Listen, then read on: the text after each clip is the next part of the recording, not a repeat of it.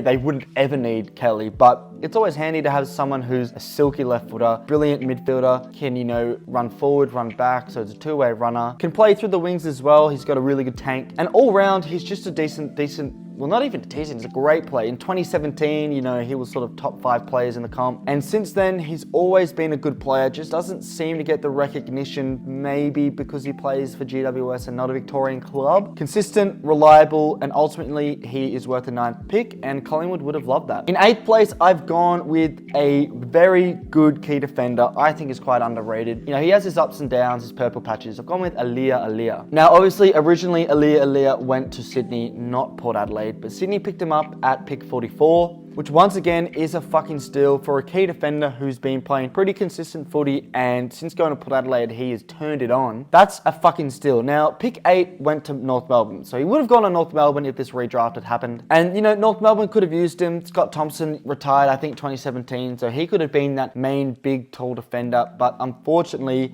they chose a player who I'm going to get into in a second. No spoilers around here, but look, Alia, he's not the 8th best player on this draft list, but 8th most important, the 8th player you want to build your team around, being a key defender, being someone who is so dominant in the air. I know it can be inconsistent, but let's allow him. Now, the man I sort of referenced before that North Melbourne did pick up at pick number 8, but I'm putting him at pick number 7, and people will be laughing at this, but I've gone Luke McDonald. If you watch Luke McDonald in isolation, he is such a star player. He is very smooth, he's reliable, he's an absolute rock defender. Like, he is such an astute defensive player. He can penetrate and hurt defensive systems with his left boot. His leadership, is unquestioned. He's a fucking good leader. The only reason, he doesn't get the plaudits is because he's been playing for North. And if he had have gone at pick 7, he would have gone to the Brisbane Lions, and he would have been such a consistent player.